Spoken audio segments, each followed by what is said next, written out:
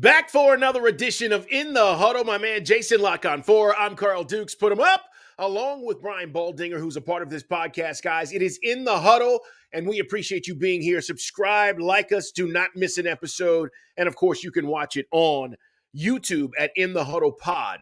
All right, Jason, 5-1 teams. We're at that point in the season where we can start talking about maybe real contenders and pretenders, right? Detroit and the 49ers in the NFC are 5-1. Chiefs, obviously, the Dolphins, Eagles, all 5-1 as well. And I just want to talk about the NFC and the AFC. So Chiefs, we kind of figured they'd be in the mix, obviously, with what they had coming back in Patrick Mahomes. That's no surprise. But let's be honest. Did you expect the Dolphins to be 5-1 and as dominant offensively as they've been the first 6 weeks of the season? I don't think anybody could have been prepared for how much better they are than everybody else. Carl, we've played, as you said, 6 games. The Miami Dolphins have 30 offensive touchdowns scored. Nobody else has more than 22. Okay, I'm gonna repeat that.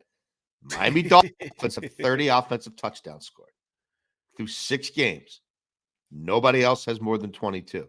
Right? I mean, they're averaging 500 plus yards a game. They had a kid come out of nowhere, average almost 12 yards a carry. He goes down. They step up, score 30. I mean, I get it. Carolina's bad, but they're down 14-0. They still put up their 35. They still are able to empty the bench in the fourth quarter. You know, Mostert gets his 100 and a bunch of touchdowns. Another halftime where Tua's got 3 passing touchdowns at halftime. Yeah. It's on a different level than anybody else right now. I don't even really know who's close, right? We probably would have said San Francisco's close. They had been scoring 30 a game. But we'll find out about these injuries, right? And we're going to find out a whole lot more about Brock Purdy under duress.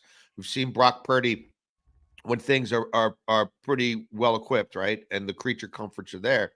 We're going to find out about a little bit more about the scope and the depth of that offense now. So how much do we know about Miami's defense, I guess, right? Is the corollary to that. Yep. And you look at who they played and they played one team that knows them pretty well, right? One team that's gotten physical with them in the past, the Buffalo Bills, and they had their way with them. So, even when they played New England, right? Boy, was that game, especially now in hindsight with how good that Miami offense is. How did Bill Belichick them up? I get it. Judon was still playing. The rookie corner was still playing. But, that they kept that a 1-score game for the most part. And Miami was never able to run away from New England the way they've run away from everybody other than Buffalo. So those divisional games will be interesting. We'll have to see about their health. Right. And obviously, his health is paramount. It is. But the level they hit, they're running on all 5 cylinders offensively. They've got gears that nobody else can get to. Here's the other part that I didn't think I'd be saying 6 weeks into the season. I'm a true believer in the Detroit Lions. They've shown me enough to make me believe that they're going to be in the hunt. They get Jamison Williams back. Ross St. Brown, this receiving core is really good. Goff's playing great. But defensively, Jason, 5-1, they held Tampa Bay to 251 total yards, 46 yards rushing, just completely shut the rushing game down. And they only gave up 205 passing yards. They made Tampa's offense look blah. And I don't think people are talking enough about how good defensively they've been with Aiden Hutchinson and company. Yeah, the offense is scoring points and Ben Johnson's getting a lot of credit. But the defense is way better than I expected this season. It's a different thing from last year where it was sort of an option run game. And they wanted to bleed the clock. They kind of last year needed to be at home, right? The thing functioned at one level in the dome on turf, functioned differently when they got outdoors, when they got on natural grass. This year, none of that matters, man. Carl, they've won 13 of their last 16 ball games. Right? They've been hot. Start there. It's crazy. I mean, that's a season. I mean, going back to last year, I mean, that's from the middle of last year to now, 13-3. 7-1 against the spread their last 8 on the road. They're getting 3 Sounds points like against the somebody's team this week. sound. That's coming back from London that Are can't you cashing? score. Are you cashing tickets? Well, I'm cashing a lot of Ravens unders, and I expect this to be a Ravens under, and I like the Lions on the money line. Jared Goff's 4th highest pass rating in the NFL this season. You go back to the start of last season, you look at Jared Goff in play action, you look at Jared Goff overall, you look at Jared Goff in the red zone, you look at Jared Goff, especially at home, where he's the number 1 quarterback in the NFL. It's pretty special. They're a top 6 team in pressure rate, but they're not blitzing at all to get it. They're 28th in the league in blitz rate. So they're generating a lot of pressure with just 4. The sack total's lower than they might like, but I think there's some kind of like turnovers. There's a little bit of luck in that. I think more of that pressure will convert to sacks. They've scored at least 20 points or more in 15 in a row. And again, this year they're 3-0 on the road, and they're 3-0 on natural grass, which was a bugaboo for them last year. So, yeah, I think they're legit. They've endured injuries already and seem to have come out the other side of a lot of it. I mean, they haven't really offensively ever had the whole thing together, because remember, Jameson Williams just got back 2 weeks ago, and by that point in time, Montgomery was banged up, and Gibbs was already out, and Laporta played last week, but that wasn't the Laporta we saw his first 5 games. So yeah, I'm bullish on the Detroit Lions, and they obviously love that head coach. They bring the same effort and compete level every week. They don't really beat themselves, right? Jared Goff has cut down on the turnovers exponentially from what he was doing towards the end of his tenure with the Rams. They're pretty well balanced, You can't find too many teams in this league right now who are top 10 in offensive VPA, top 10 in defensive VPA. So, yeah, I like the Lions. So we're talking about 5-1 teams, guys. And I don't know how it happened. I watched it take place. You didn't have Sauce Gardner. You didn't have your 2 starting corners. But the Eagles somehow found a way to give that game to the Jets.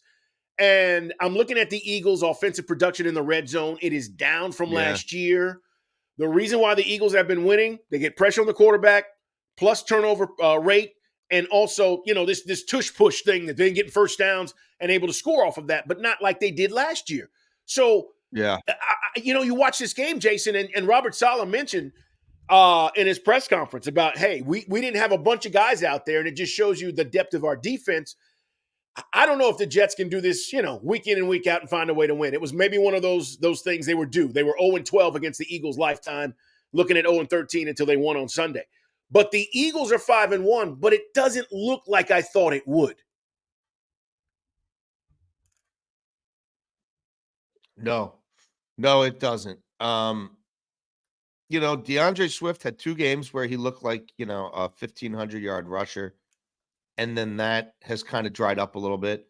They haven't fully embraced playing option football the way they were, certainly a year ago at this time. They're not going to set any sack records this year. They do get pressure for sure. But a lot of it is interior, and Jalen Carter being banged up is a big deal for them. I think he really would have feasted on that Jets offensive line. That's a game, though, that they have to win. And you look at the Jets' victories this year, and Josh Allen turned it over 4 times, right? Hurts turned it over 3. That's sort of a recipe for the Jets right now because they're so offensively starved themselves. They need short fields, right? They crave your quarterback keeping them in the game, not only ending your drive, but setting them up to score points, even if they don't move the ball. The Eagles are way worse against the pass this year than they were a year ago. They're really kind of down across the board. And how much of that is a hangover? How much of that is just natural regression? How much of that is other teams focused on you a little differently? I'm sure there's some of all of that, but the reality is the quarterback's got to play better. Like I'm a big Jalen Hurts believer. Jalen Hurts earn that contract in every way, shape, or form. But his decision making is looking like it did very early in his career. And I don't know. They're just see. I don't know if it's because of the injury last year. I don't know if that shoulder is still in some way, I don't want to say compromised, but vulnerable. Like they just don't seem to be willing to get nasty, and down and dirty and pitch the ball around and play with that mesh point the way they did in the past. And I really think that set up play action. It really set up a lot of things for them. It got the quarterback into games.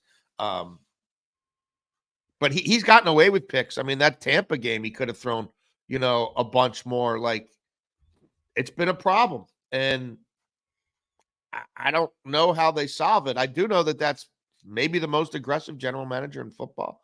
So if Howie Roseman sees a way through roster addition, that he can address it, I'm sure he will. But, like, I think they have, you know, some good running backs. I think tight end still pretty good. I mean, AJ Brown, we've seen him look unstoppable in games this year. Like, he's pretty good. Smith still pretty good. I don't know if he's looking for somebody on the edge, to help a guy like Hassan Reddick. They're not getting as many sacks off the edge. The secondary, they lost some guys. They lost some experience back there. Is there a way to shore that up? The good news for them is they play in the NFC, and True. if they split with Dallas, they're going to win that division. So they're going to get a home playoff game. But no, this is not the juggernaut they were last year. It does not look the same in the box score or to the eye test. You mentioned the 49ers. For those who are not aware, Debo gets hurt, Debo Samuel. Christian McCaffrey gets hurt on Sunday in the game against Cleveland. And then you had Trent Williams, the best left tackle in football, future Hall of Famer, get hurt. So you take those three components out, and Brock Purdy has his worst game as a pro. So now moving forward, we don't know the extent of these injuries. One's an oblique for McCaffrey, Debo. We'll have to see how long these guys may be out. But you said it. 49ers, 5-1, great. But what happens now if these guys are out for a significant amount of time? And that's 2 weeks or more. You're talking about 2 to 3 weeks, but depending on each one of these players, that's a big deal, Jason. No doubt. Look, they went into that Lions game. They went into that Browns game undefeated at home in the regular season since the McCaffrey trade, which is just about a calendar year ago. So that speaks to his import right off the bat. And that opening drive, they rode him to a 7-0 lead and looked like, given the Browns issues offensively and, PJ Walker starting at quarterback and all that, and then he throws an interception. It could have been a pick six. I thought Warner was going to take it to the house. He didn't. The 49ers aren't able to convert that into a touchdown. And that was it. They were done scoring the ball for the day for the most part until the very end. So, yeah, these injuries had a massive effect on them. Kittle is not anything like he was even a year ago, especially 2 years ago, right? So they're not getting much out of the tight end position. Ayuk, it's very sort of feast or famine. You have to defend them so much differently when you have athletes like McCaffrey and Samuel on the field together, rep after rep after rep after rep. But they're not going to have that for a while now. I think you're looking at, to your point, at least a couple of weeks, and one of these guys maybe considerably longer. And then, if this becomes a cycle where we've seen it with Trent Williams, where he's in and out of games, when you're that big, when you're that, that large of a human being, and you start having issues with lower limbs or knees or ankles or whatever, that stuff tends to be exacerbated pretty quickly. And look, they played 3 straight games at home. So they've got some travel coming up because they got 3 straight home games, including short weeks at home early in the season and prime times at home. So, I think, look, it's going to be much more of a struggle for them now. We know they're able to run the ball well. They always can with what Kyle Shanahan does. But it was a different level with McCaffrey. I mean, McCaffrey was scoring at least a touchdown a game. I mean, you came into the game up 7-0 because he literally was going to score at least one scrimmage touchdown in every game he played for them. A lot of times he's going to get 2. So who finishes those drives? Well, the next guy up would be Debo, right? He was the guy getting a lot of that action before they made that trade. He's already banged up. So a lot of pressure on that defense. They led the league in interceptions a year ago. We're tied for it. They're probably going to have to be that kind of defense again. Like, I don't think the answer is going to be put a whole lot more on Brock Purdy. I think they know who he is and they know how to handle that. I think more pressure falls on the defense now to try to provide them short fields, to try to get early game turnovers, to allow them to play with a lead. The margins in the NFC just got a whole lot closer, right? Like a week ago, we would have all said that San Francisco's in a different class than maybe anybody else in the NFL, and certainly anybody else in the NFC. I'm not sure if that's the case right now, Carl. If they have to play a considerable period of time. And again, all 3 of these guys give me some pause because they've all had an injury history, and they've all had an injury history where something happens early in the year and then it recurs, and next thing you know, it's over. It's important to remember, if you've got to go to, let's just say the 49ers, Detroit, or Philly for a playoff game. Detroit's on fire right now. Their fan base is going bananas, all right? This home field advantage thing is going to play out as we go through the rest of the season. And I'm just saying, 49ers last year, we know Purdy gets hurt. They don't want to have to go back on the road and play the Eagles again this year. So you've got to find ways to win games, specifically in the NFC, so you don't have to worry about that. That is what the 49ers talked about in camp. We want to make sure that we secure that and not have to worry. So these games are going to matter with the absence of those particular players, especially the NFC games, because that's what you're looking at now. And we're going to get to that point where we start saying, all right, who's going to go where? You got to go to, again, if you have to go to Dallas, I don't think that's as intimidating as maybe going to Philly if you're the 49ers, but still, you don't want to be on the road. Jason, I want to ask about last night's game. Cowboys, speaking of the Cowboys, okay, they bounced back. They got their butts kicked. They got their butts handed to them by the 49ers last week. Everybody was talking about it, including us. Then they go and they play the Chargers, and everybody said, what if they lose this game? Well, they didn't. But Dak Prescott didn't turn the ball over last night. You know how I feel about Brandon Staley. I'm watching this game, and I'm like, it just felt like the Chargers were right there and couldn't find a way to get it done. Well, look, he did turn down, in what was a field position game and what was a defensive struggle game, right, in which both teams kind of showed their best shot with some early scripts, and then it settled down to nothing. He turned down 3 points. He turned down 3 points. He went for a 4th down. McCarthy did the same thing. But, and McCarthy, again, there's a reason why I didn't really have a strong feeling on this game, because I don't trust either head coach. I don't trust their in-game decision-making. They just find ways to lose games. And what McCarthy did at the end of the half could have very well came back to bite Dallas in the ass. If the other guy and the genius Kellen Moore could have unlocked a few things there, but that wasn't to be. But if Staley kicks that field goal, which was a gimme, we're probably going to overtime, and then he's got the better quarterback. So who knows? Big win for the Dallas Cowboys. There's no 2 ways about it. They lose that game. They come back 0-2 on this road trip. With that Arizona loss already on the road in their back pocket. And all of a sudden I think it would get in their heads like, hey, are we really front runners? You know what I mean? Are we great when Jerry's sitting in his suite, but we can't beat anybody when we leave Arlington? So a big win. That's just the Chargers. The Chargers, they right? Like, how many times are the Chargers going to win a string of 1-score games? That just doesn't seem to be in their DNA. It's just not going to happen.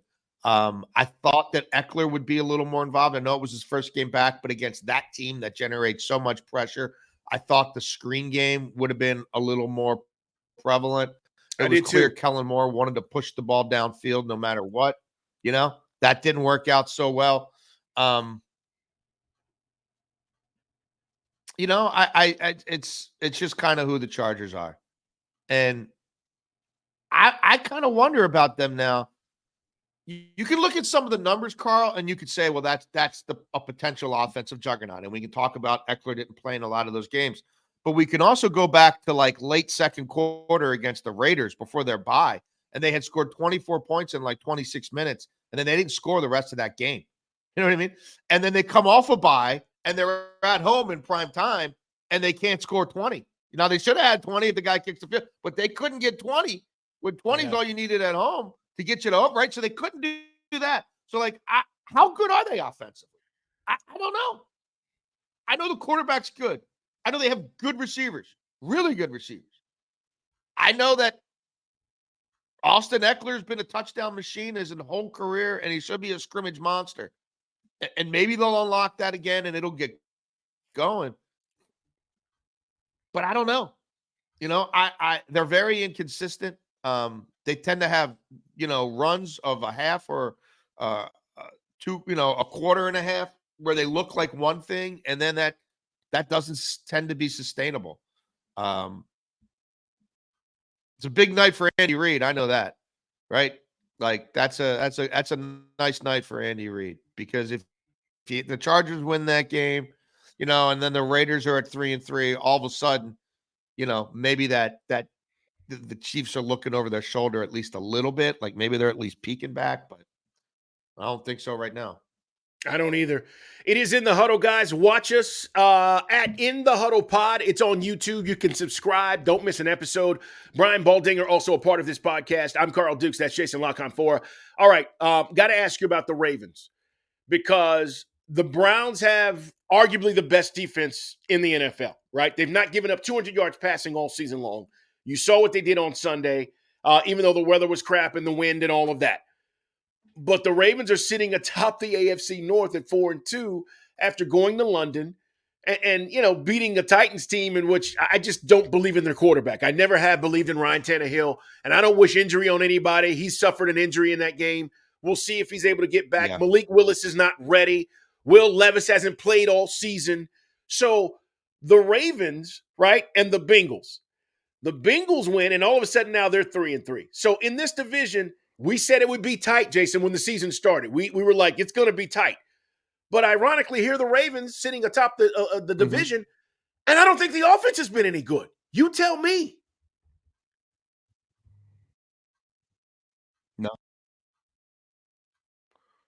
No, the offense hasn't. I mean, look, they don't run the ball as well as they used to. When the offense sustained drives, it's Lamar off script on third down, running 30 yards to pick up a 3rd and 3, because 25 of it's behind the line of scrimmage, making people miss, or finding his third option on 3rd and 6.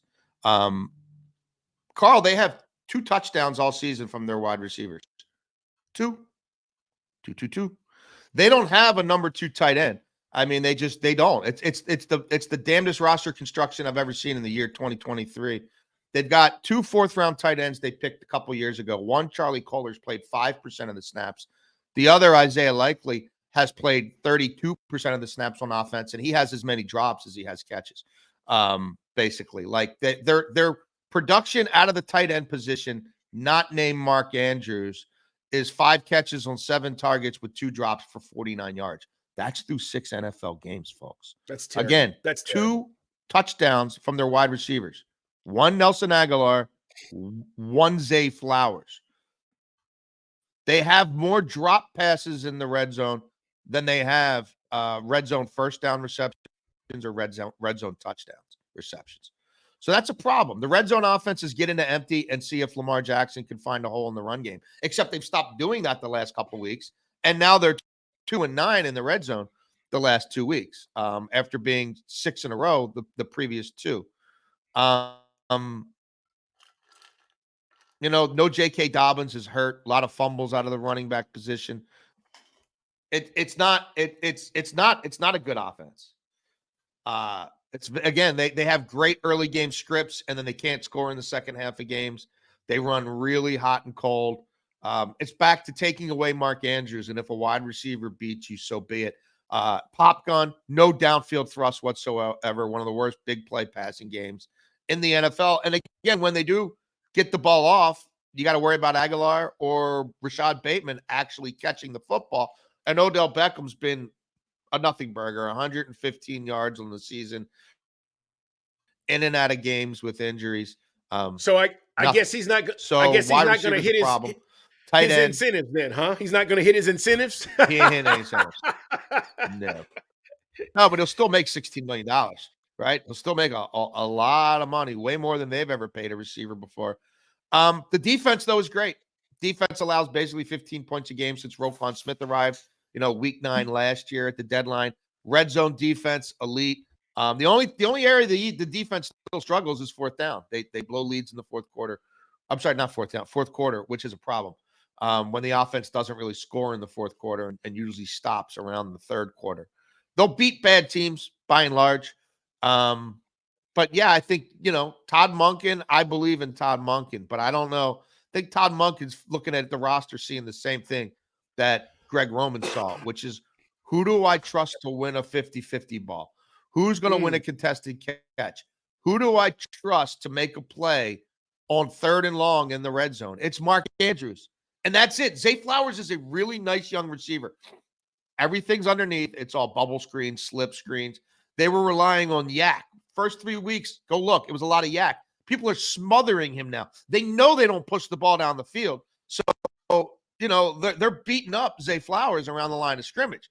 And you're seeing him now have 50 yards receiving in a game, 8-10 targets for 50 yards. I mean, that's Hollywood Brown stuff. We saw that with a diminutive receiver before. This guy's way better than him, but right now it doesn't really matter. So I don't know, man. Lamar's good for a lot of regular season wins. Always has been, always will be. But they're going to need to have more of a big boy offense, I think, to beat really good teams in the AFC week after week after week in the postseason. And the other thing is they haven't played any quarterbacks. I mean, they just haven't, They got Stroud in his first game. They got Minshew in his first game starting after Richardson was out long term. They got Joe Burrow early in the season when the calf was still a problem. They got Kenny Pickett. They got Tannehill for a half, then they knocked him out of the game and got Malik Willis, who was got off on the second half. Jared Goff this week's a big step up in weight class for them. And I'll be interested to see what that looks like. But it is a good defense. No two ways about it. And they've got the best kicker probably in the history of the game. So I think they're going to be decidedly old school in how they manage these games. I think John Harbaugh is done getting cute on fourth down. He's done getting cute with gadget plays and short yardage. And, I think he's going to take the 3 when it's there and trust that, 6 field goals is 18 points. We score, we throw in another touchdown. We get to the mid-20s with our defense. They're not beating us. 1 touchdown and 5 field goals. It's not ideal, but for them, it's going to probably play a lot of weeks. So that's where I think they are. Ravens stand at 4-2, Steelers 3-2, Browns 3-2. And here come the Bengals at 3-3.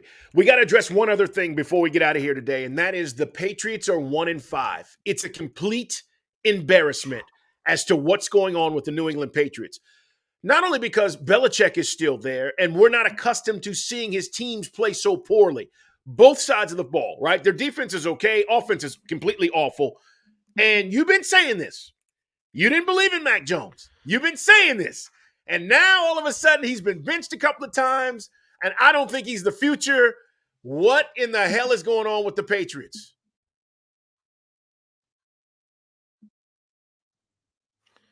It's a tough watch, man. One of the most penalized teams in the league. That's not the Patriot way, but that's the new Patriot way. The offensive line play stinks. They can't run the ball at all. The quarterback is regressed, and I don't think you can move forward with Mac Jones. I don't care who the offensive coordinator is. I think the defense is still pretty viable. And it's pretty good against, look, they're only allowing 3.4 per carry. They're second in the league in rush defense EPA.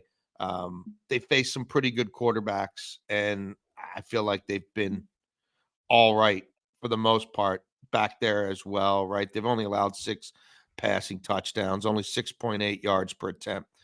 So there's some things that you like there, but they don't get any pressure with Matt Judon out now, and that's a huge problem. They have no playmakers on offense or defense. They're bereft of individual brilliance, which is a tough way to go in this league, in this stage of the game. 8 offensive touchdowns through 6 games, Carl. That's 30th in the NFL. They average 11.7 offensive points per game. and they're last in the league in points per drive. They're scoring by game this year, Carl. 17-0, 3-15, 17-20. Unreal. You ain't winning very often that way. And now they've got Buffalo and Miami coming up. Two teams who, for the better part of 20 years, Bill Belichick whipped up on while he won a division title year after year after year. Didn't they win 13 straight division titles? I think he won 17 division titles in 20 years. That's right.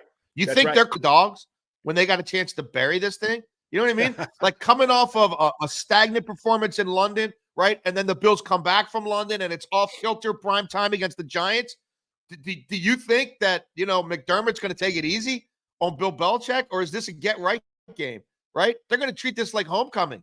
And then the week after that, Miami, who Belichick did slow down early in the year, but that was with Christian Gonzalez at corner, and that was with Matt Judon and Uche coming off the edge. Like, you think they're going to hold Miami to 24 again in that one? I don't. So, yeah, I think they're going to be sitting here at 1-7 with a disgustingly bad scoring margin and, a putrid offense. And I think it's over at the end of the year. I you know what? And there's the more people I talk to who know Bill Belichick, the more I think he, in his heart, and it would have been one thing to break that record in New England if he breaks it. But, hey, if he did it in Chicago at Hallis Hall, there'd be a certain symmetry in that. I mean, he's a football historian, right?